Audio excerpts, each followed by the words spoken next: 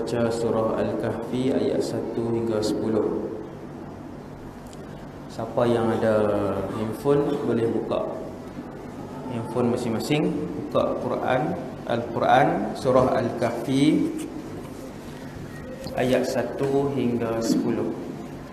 Sebelum ceramah kita akan bacakan surah Al-Kahfi ayat 1 hingga 10. A'udzu billahi minasy syaithanir rajim. Bismillahirrahmanirrahim. Alhamdulillahilladzi anzala 'ala 'abdihi al-kitaba wa lam yaj'al lahu 'iwaja. Qayyiman liyunzira ba'san shadidan min ladunhu wa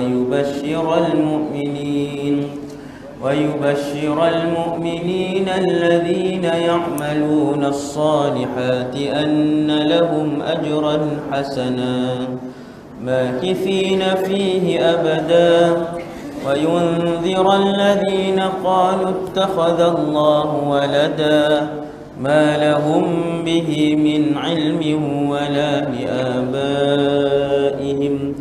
كبرت كلمة تخرج من أفواههم إن يقولون إلا كذبا فلعلك باخع نفسك على آثارهم إن لم يؤمنوا بهذا الحديث أسفا إنا جعلنا ما على الأرض زينة لها لنبلوهم أيهم أحسن عملا وإنا لجاعلون ما عليها صعيدا جرذا أم حسبت أن أصحاب الكهف والرقيم كانوا من آياتنا عجبا إذ أوى الفتية إلى الكهف فقالوا ربنا آتنا من لدنك رحمة وهيئ لنا من أمرنا رشدا صدق الله العظيم. السلام عليكم ورحمة الله وبركاته. أعوذ بالله من الشيطان الرجيم. بسم الله الرحمن الرحيم. الحمد لله رب العالمين. الحمد لله الذي هدانا لهذا وما كنا لنهتدي لولا أن هدانا الله. أشهد أن لا إله إلا الله وحده لا شريك له وأشهد أن سيدنا محمدا عبده ورسوله وصفيه وخليله خير نبي أرسله الله إلى العالم كله بشيرا ونذيرا ولا حول ولا قوة إلا بالله العلي العظيم ولا حول ولا قوة إلا بالله العلي العظيم ولا حول ولا قوة إلا بالله العلي العظيم. أما بعد. Pertama sekali nawaitul i'tikaf fi hadzal masjid sunnatan lillahi ta'ala. Radina billahi rabba, kami redha Allah Tuhan kami. Wa bil islami dina, kami redha Islam cara hidup kami. Wa bi Muhammadin nabiyyan wa rasula, kami juga redha bahawa Muhammad sallallahu alaihi wasallam seorang nabi dan rasul. Berusaha mengurusi Tuan Kuasa, Tuan Imam, Bilal, para pegawai, muslimin dan muslimat, ahli qaryah Masjid Sembulan, Kota Kinabalu yang dirahmati Allah Subhanahu wa ta'ala sekalian. Alhamdulillah, syukur kepada Allah Subhanahu wa ta'ala yang memilih kita sebagai orang Islam. Kalau tak Islam, maka nerakalah selama-lamanya. Berapa bilion atas dunia ini yang tidak mendapat hidayah Islam. Hari ni 2017 ada 7 bilion manusia. 7 bilion tuan-tuan. 1 bilion sama dengan 1000 juta. Di Malaysia, Semenanjung, Sabah, Sarawak 30 juta. 1 bilion 1000 juta. Dalam dunia ni ada 7 bilion. Maksudnya 7,000 juta manusia yang ada di atas dunia ini. Hanya yang Islam 1.5 bilion yang Islam. Yang lain tidak Islam. Maksudnya tidak mendapat hidayah daripada Allah Subhanahu wa ta'ala.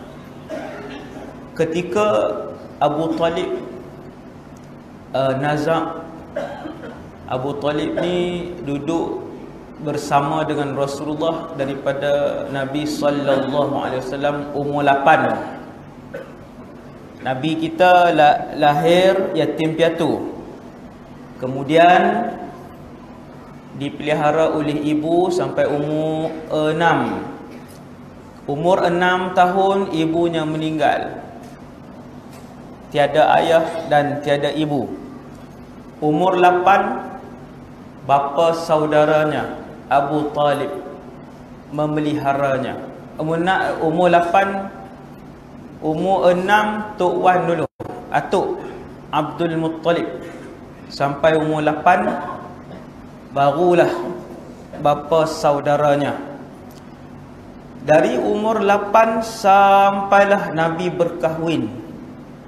Tuan-tuan tengok, umur 8 sampai Nabi berkahwin umur 25.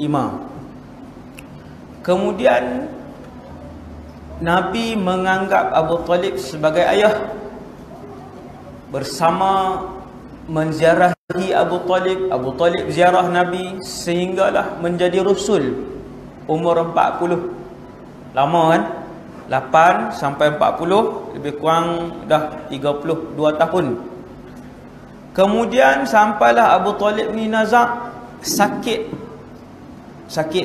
tua lah, biasalah, kematian.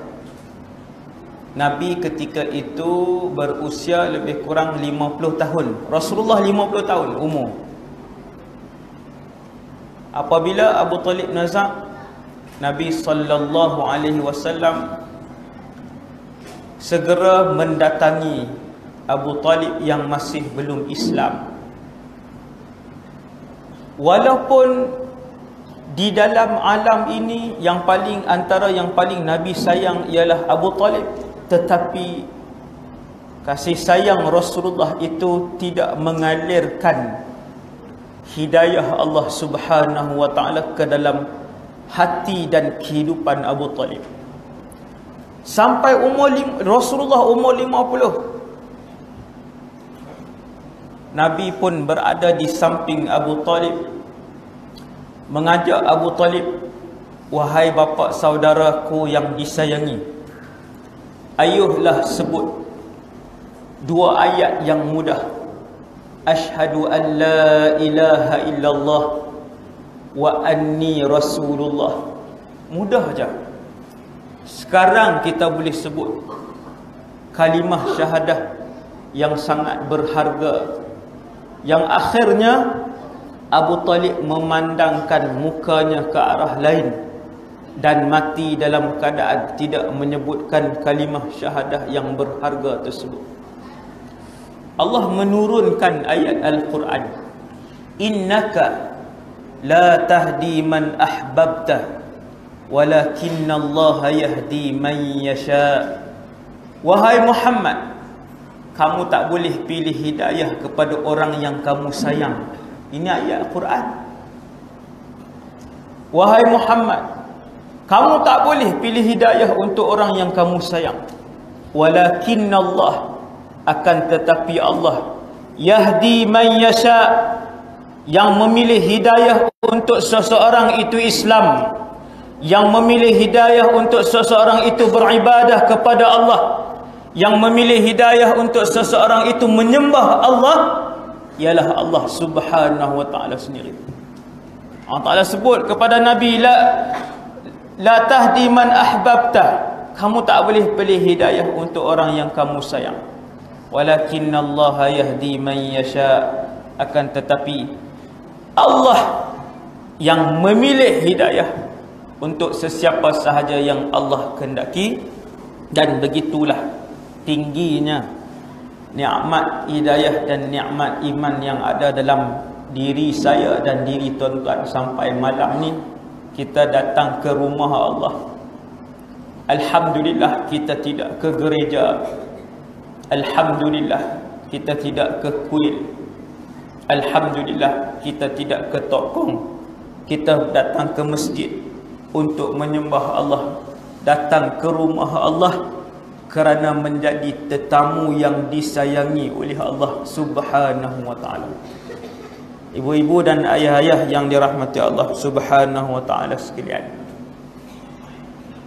kehidupan beberapa fasa ini akan berakhir.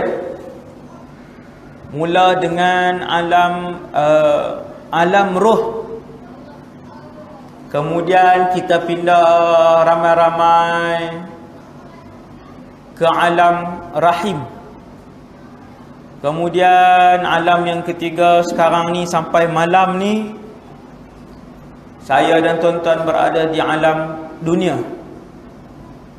Dan seterusnya kita akan berpindah ke alam barzakh keempat, terakhir yang tiada lagi alam selepasnya, iaitulah alam yang manusia akan mendapat keputusan kehidupan masing-masing, sama ada menjadi ahli syurga selama-lamanya ataupun menjadi ahli neraka selama-lamanya. Wal'iyadzubillah.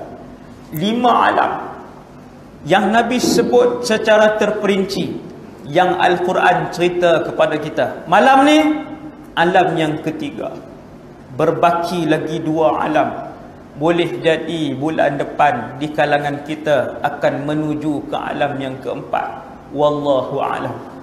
Alam keempat itu bukanlah lagi akhirat, tetapi dia adalah pintu gerbang untuk masuk ke akhirat, iaitulah namanya alam barzakh. Lepas dunia, alam barzakh. Belum akhirat lagi. Di barzakh alam keempat ni kita akan melihat muqaddimah syurga dan muqaddimah neraka. Sebab tu kita dengar doa, Allahumma ij'al qabrahu rawdatan min riyadil jannah. Alam kubur, ya Allah jadikanlah alam kuburnya taman daripada taman-taman syurga. Belum syurga, baru taman syurga. Wala taj'al qabrahu hufratan min hufarin niran. Ya Allah, janganlah kau jadikan alam barzakhnya satu lubang daripada lubang neraka. Belum neraka, baru baru lubang neraka. Maka bila berada di atas dunia, kita tahu dunia ini bukanlah tempat yang terakhir. Dunia ini hanyalah tempat singgah sementara sahaja. Maka orang yang paling bijak ialah orang yang tidak membawa barang dunia yang banyak bersama dengannya, tetapi membawa barang akhirat, kerana dia bukan menuju dunia, kerana dia sedang menuju ke akhirat. Bodohlah kita kalau kita menuju akhirat tetapi kita membawa dan menghimpun barang dunia. Sebab tu bila sampai di mahsyar, dia tengok di belakang dia tak ada barang yang dia bawa. Kerana duit tidak bernilai di mahsyar, pangkat tidak bernilai di mahsyar, kemasyhuran tidak bernilai di mahsyar. Hanya yang bernilai di mahsyar ialah ketakwaan, amal ibadah dan kebaikan yang kita buat di atas dunia ni. Bila kita duduk di dunia, setiap orang tak tahu bila nak mati. Saya tidak tahu bila saya nak mati, meninggal dunia. Tuan-tuan tak tahu bila tuan-tuan nak meninggal dunia. Apa yang pasti, mesti mati. Apabila Allah tunjuk depan kita, ibu kita mati, ayah kita mati, jiran kita mati, Saudara mara kita ada yang mati, kawan-kawan kita ada yang mati. Maka dari situ kita faham bahawa dunia ini tidak kekal. Lihat manusia yang mati, lihat pokok-pokok yang mati, lihat sekeliling kita, setiap perkara menjadi lemah, rosak dan mati. Tubuh badan kita sendiri semakin hari semakin sakit, semakin hari semakin lemah. Allah nak tunjuk alam ini tidak kekal. Kalian dan saya akan menuju ke sebuah tempat yang kekal selama-lamanya. Namanya akhirat. Di sana tidak ada lagi kematian. Kita tertanya-tanya, Ustaz, lepas ni dah hidup di dunia ni sakit, miskin, ada yang kaya, ada yang sihat, kadang gembira, kadang sedih, kadang untung, kadang rugi. Adakah tempat yang sakit selama-lamanya? Ya, ada dalam neraka. Adakah tempat yang sihat selama-lamanya? Ya, ada di dalam syurga. Adakah tempat miskin selama-lamanya? Ada, jawapannya di neraka. Dan apakah ada tempat yang manusia dan penduduknya kaya selama-lamanya? Jawapannya ya, tempat itu ialah syurga. Subhanallah. Maka syurgalah tempat yang sedang kita tuju, yang sedang saya kejar, yang sedang tuan-tuan kejar. Maka bawalah bekalan untuk menuju ke akhirat. Bekalan ke akhirat ialah ibadah. Bekalan ke akhirat ialah ibadah. Bekalan akhirat ialah iman. Hanya orang-orang yang bawa bekal ini sahaja yang tidak akan menyesal di hadapan Allah di padang mahsyar kelak. Dalam perjalanan menuju ke alam keempat, Allah Subhanahu Wa Taala menghantar banyak ujian. Antaranya ujian yang banyak ni, nombor satu, nafsu kita. Nombor dua, syaitan. Nombor tiga, syaitan di kalangan jin. Nombor empat, syaitan di kalangan manusia. Inilah musuh-musuh yang ada di keliling kita. 24 jam sentiasa memberitahu kepada kita bahawasanya syurga dan neraka itu tidak wujud. 24 jam syaitan memberitahu dan menggoda kita bahawasanya tidak ada dosa dan pahala. 24 jam syaitan memberitahu kepada kita bahawasanya akhirat itu tidaklah ada. Maka Nabi sallallahu alaihi wasallam bagi tahu kepada kita melalui hadis yang banyak, melalui ayat Quran yang diwahyukan oleh Allah Subhanahu wa taala, bahawa iblis ni asal diciptakan oleh Allah. Dia beribadat bersama dengan para malaikat. Dan waktu tu nama dia Azazil. Dia bukan dia semayang dalam masjid ni tuan-tuan, dia semayang di langit sana. Solat, beribadah. Kerana di sanalah tempat tinggal para malaikat. Kalau sampai malam ni, kalau tuan-tuan tanya, di mana tempat tinggal para malaikat? Langit 1 hingga langit 7. Sehingga malam ini, semenjak malaikat diciptakan, di sanalah tempat tinggal mereka. Tuan-tuan nak tahu berapa luas langit? Setiap lapis langit tebalnya ialah perjalanan 500 tahun. Baru jumpa langit yang kedua. Itu pun belum jumpa langit yang kedua. Ada jarak di antara langit 1 dan langit 2, iaitulah kata Nabi 500 tahun perjalanan jarak tu. Baru jumpa langit yang kedua, penuh dengan para malaikat. Berapa tebal alam langit kedua itu? Ketebalannya juga 500 tahun perjalanan. Bumi sekejap je. Bumi pusing, satu kali pusing ambil masa berapa minggu je. Kan? Sekejap je, bahkan tak sampai berminggu-minggu pun pusing sekali jumpa balik bumi. 500 tahun perjalanan, di sana tinggalnya para malaikat yang ramai. Satu ketika dulu, tuan-tuan bayang, satu ketika dahulu Iblis beribadah bersama dengan para malaikat ini. Bahkan dia bukan di kalangan yang biasa, dia di kalangan hamba Allah yang tinggi kedudukannya waktu tu. Tinggi tak tinggi Iblis ni waktu tu, sehingga kan Sayyiduna Ibnu Abbas radhiyallahu anhuma sebut dalam tafsir dia berkenaan dengan cerita Iblis ini.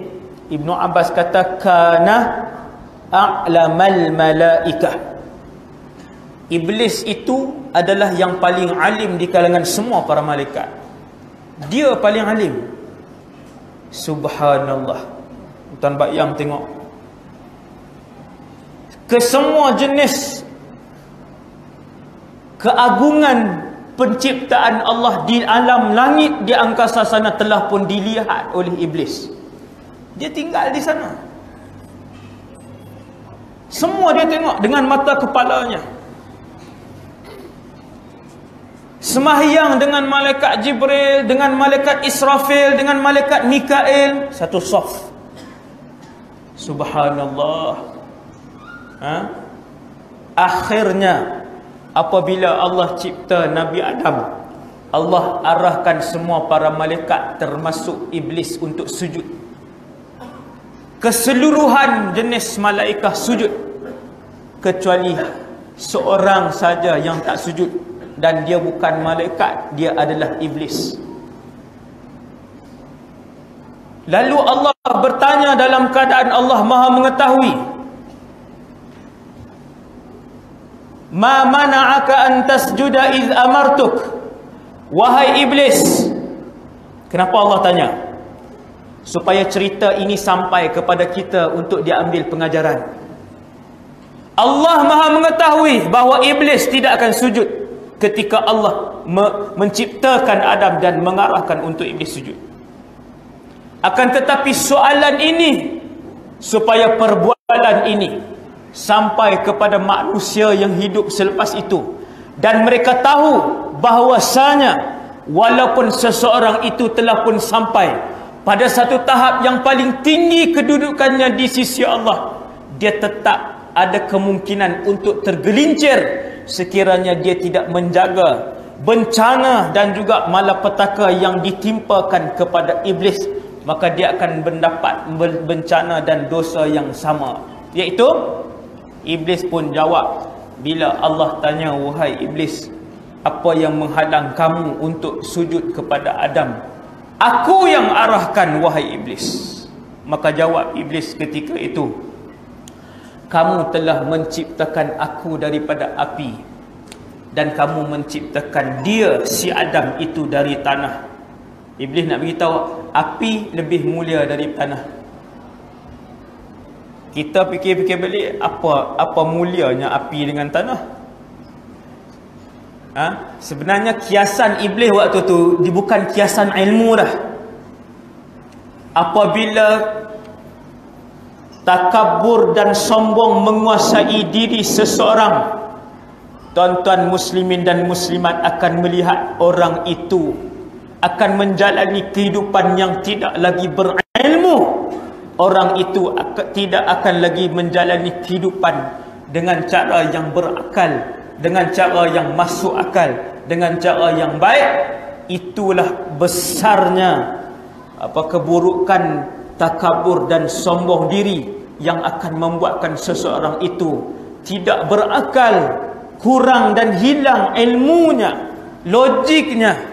Jadi bila dia bercakap pun orang tengok, bila Iblis bercakap waktu tu, sombong menguasai dirinya, takabur menguasai dirinya, sedangkan dia yang paling alim di kalangan malaikat, dia kata aku daripada api, dia daripada tanah. Api lebih mulia dari tanah. Semua para malaikat keheranan, dari mana api mulia dari tanah? Tuan-tuan, memang tak ada pun kiasan itu, tak ada pun dalam alam ni, dalam ilmu alam ni tak ada kiasan tersebut. Tetapi itulah yang Allah Subhanahu wa ta'ala nak ajar. Jaga-jaga. Satu orang manusia kalau dia ada PhD hadis pun, tapi kalau dia bongkar, orang akan tengok dia bercakap dengan percakapan yang tidak boleh diterima oleh akal orang lain. Nampak kebodohannya, nampak tidak ada ilmunya. Bila apa? Bila takabur dan sombong menguasai diri dia. Bahaya takabur ni. Sombong ini sangat bahaya. Bila iblis la'natullahi alaih, dia tak mau sujud kepada Allah, Allah Subhanahu wa ta'ala mengusir iblis. Tuan-tuan tengok, satu orang iblis ni, dia buat ibadah daripada kosong sampai dia beribadah sebaris dengan para malaikat di langit sana sebagai makhluk yang paling mulia. Akhirnya hari ini tuan-tuan, dia adalah makhluk yang paling hina di sisi Allah Subhanahu wa ta'ala. Yang paling hina di sisi Allah, makhluk yang paling banyak dosanya.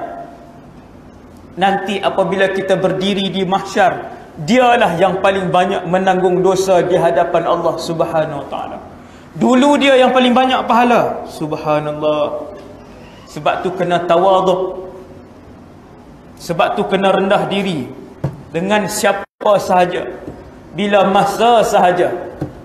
Apa pun pangkat jawatan yang kita pegang, mestilah tawaduk untuk kita sampai dimasukkan oleh Allah dalam syurga.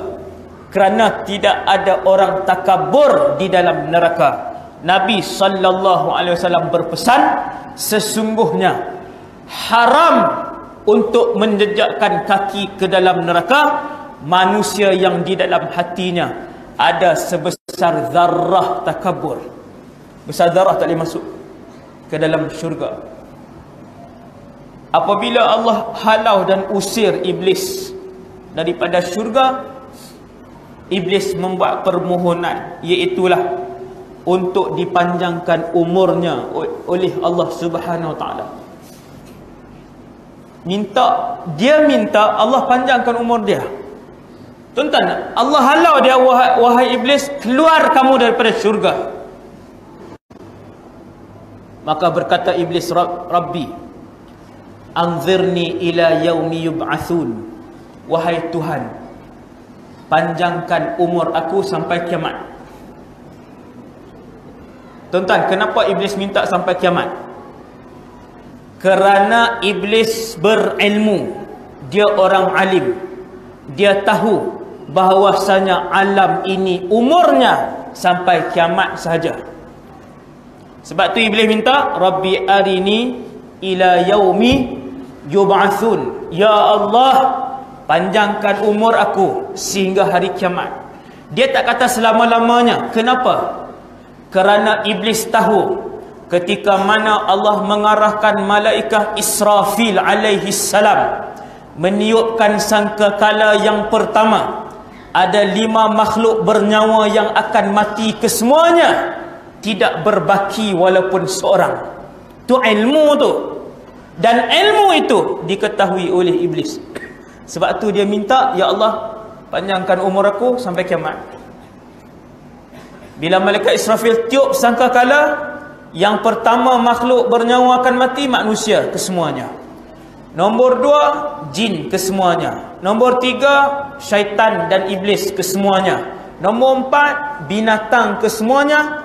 Yang kelima, malaikat kesemuanya.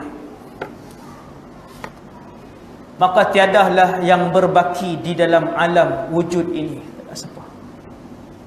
Hanya Allah Subhanahu wa ta'ala sahaja pemilik kepada alam dan wujud ini. Subhanallah. Bila iblis minta, ya Allah, panjangkan umur aku sehingga hari kiamat, apa jawab Allah? Tuan-tuan tengok, Allah pun menjawab, innaka minal munzarin. Permintaan iblis tidak ditangguhkan walaupun setahun, tidak ditangguhkan sebulan, tidak ditangguhkan seminggu. Apabila iblis memohon kepada Allah, Rabbi arini ila yaumi yub'atsun, panjangkan umur aku sampai kiamat, Allah Subhanahu wa taala makbulkan permintaan iblis. Innaka minal munzarin, wahai iblis, kamu di kalangan mereka yang dipanjangkan umur sampai kiamat. Kata para ulama, begitulah pemurahnya Allah Subhanahu wa taala kepada semua hamba-hambanya yang lain apabila hamba-hambanya memohon kepada Allah Subhanahu wa taala. Allah janji siapa yang minta akan dimakbulkan oleh Allah. Tapi kita ni malas minta dengan Allah. Malas sebut, malas berdoa. Lepas mayang pun tak berdoa juga, bangun awak juga. Kalau lepas mayang pun tak berdoa, waktu bila lagi kita nak berdoa? Orang-orang soleh yang lain, kalau ada permintaan kepada Allah, ada hajat, ada benda nak minta Allah tunaikan, ada benda nak minta daripada Allah, maka setiap hari puluhan kali berdoa kepada Allah. Puluhan kali berdoa. Kita nak syurga, tapi setahun 5-6 kali je minta. Pas sembahyang pun tak minta, kan? Jadi Allah pun perkenankan, iblis pun turun. Kemudian daripada dia turun itu, barulah anak pinak dia dilahirkan, iblis ni. Macam mana? Wallahu a'lam. Tapi lahir syaitan, lahir, dan mereka ini tidak mati. Sampailah kiamat, barulah mati kesemuanya. Sebelum iblis turun, dia berjanji di hadapan Allah. Tuan-tuan tengok, bila Allah makbulkan doa dia, iblis ni, Allah Ta'ala makbulkan doa dia, wahai iblis, aku panjangkan nyawa kamu sampai kiamat. Maka jawab iblis, tengok apa yang dia balas kepada Allah. Dia kata, wahai Allah, wahai Tuhan, la aghwiyannahum ajma'in, aku akan sesatkan anak-anak Adam kesemuanya. Ajma'in ni maksud dia kesemuanya. Dia bersumpah di hadapan Allah, iblis ni. Iblis bersumpah di hadapan Allah, aku akan sesatkan anak-anak Adam. Setiap hari aku akan mendatangi mereka. Setiap hari aku akan menghantar sepasukan di kalangan anak-anakku dan pekerja-pekerjaku, iaitulah syaitan. Dia ada syaitan, pekerja iblis ada 4. Satu, syaitan original. Yang kedua, jin yang kafir.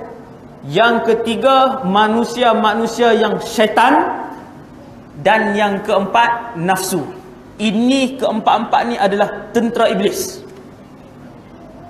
Sama ke tuan-tuan? Tak sama.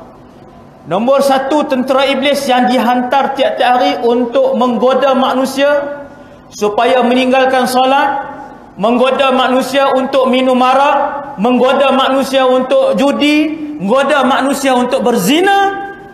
Setiap hari iblis akan menghantar pasukan-pasukan, iaitu nombor 1, dia akan menghantar syaitan. Anak-anak dia. Beza ke Ustaz syaitan dengan jin? Sangat beza. Saya bagi satu je contoh. Jin, tuan-tuan, jin ada tak yang masuk syurga? Ada. Ada jin Islam, ada jin kafir. Macam manusia, ada manusia Islam, ada manusia kafir. Kesemua jin kafir menjadi bala tentera iblis. Kesemua manusia syaitan juga menjadi tentera iblis. Minal jinnati wan nas. Tentera-tentera iblis di kalangan jin dan manusia. Jin kalau beriman masuk syurga. Syaitan 100% neraka. Iblis dan keseluruhan anak pinaknya syaitan adalah ahli neraka. Seorang pun tuan-tuan takkan jumpa dalam syurga. Mustahil. Tapi kalau jin dalam syurga, jumpa. Kita akan jumpa. Kalau syaitan tak ada. Kata iblis, ya Allah, aku akan sesatkan kesemua anak Adam. Lalu Allah SWT mengecualikan sekumpulan anak Adam yang tidak dapat didekati dan dirapati oleh iblis. Kata Allah, kecualilah hamba-hambaku yang ikhlas kepadaku, kamu dan kalian tidak akan dapat merapati dan menghampiri mereka. Mereka beribadah kerana Allah, mereka bersedekah kerana Allah, mereka mengerjakan umrah kerana Allah, mereka salat kerana Allah, mereka membesarkan anak-anak kerana Allah, mereka menjaga isteri dan suami mereka kerana Allah, mereka bekerja kerana Allah. Setiap perbuatan ibadah dan kerja harian yang dilakukan kerana Allah tidak akan dapat dihampiri oleh iblis dan keseluruhan bala tenteranya, insya-Allah. Itulah cara dia, tuan-tuan yang dirahmati Allah Subhanahu wa taala sekalian. Apabila iblis nak turun, dia pun bagi tahu, wahai Tuhan, akan aku goda mereka daripada depan. Sekiranya tidak berjaya, aku akan datang dari arah belakang. Sekiranya dia kuat dan aku tidak berjaya, aku akan datang dari arah kanan. Dan sekiranya tidak berjaya, aku akan datang daripada arah kiri. Begitulah berusahanya iblis dan syaitan yang tak pernah rehat, yang tak pernah cuti, yang tak pernah melancong, yang tak pernah kenduri, yang tak pernah sakit pinggang, yang tak pernah sakit urat, yang tak pernah sakit lutut. 24 jam syaitan ini, sampai kita tidur pun, kata Rasulullah, mereka yang tidak mengambil wuduk dan tidak membaca doa, maka syaitan akan menunggu di kepalanya sampailah subuh. Inna lillahi wa inna ilaihi raji'un. 24 jam. Sehinggalah saat anak Adam itu akan menghembuskan nafas yang terakhir. Waktu duduk nazak tu, tetap iblis akan datang menggoda dia buat kali yang terakhir. Semoga dia dapat keluar daripada agama benar yang dia anuti. Waktu kena berpegang dengan tali Allah, kena ikhlas kepada Allah, mesti buat ibadah kerana Allah dan melakukan seluruh kehidupan ni kerana Allah Subhanahu wa taala.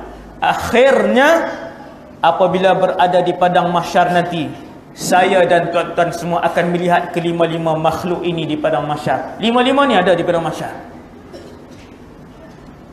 Sejauh mata memandang, tuan-tuan paling ke belakang nanti di padang mahsyar, tuan-tuan dan saya tak tahu di mana berakhirnya perhimpunan mahsyar itu di kalangan lima makhluk ini. Apabila semua dah masuk syurga diketuai oleh Muhammad sallallahu alaihi wasallam, dan kemudian semua masuk neraka diketuai oleh iblis laknatullahi alaih, waktu duduk di dalam neraka pada hari yang pertama, ahli-ahli neraka di kalangan manusia, di kalangan jin-jin yang kafir, kesemuanya akan mengerumuni, membontot iblis laknatullahi alaih. Kerana itulah ketua mereka, kerana dialah yang telah membisikkan kepada mereka untuk selama ini melanggar arahan Allah, untuk selama ini mengikuti arahan iblis. Waktu tu semua ikut dia, dan kesemua memaki hamun iblis pada hari pertama mereka dimasukkan ke dalam neraka. Kalau orang tanya, ustaz, apa suasana hari pertama neraka? Ni dia. Macam mana keadaan hari pertama dalam neraka? Ini dia yang diceritakan oleh Allah.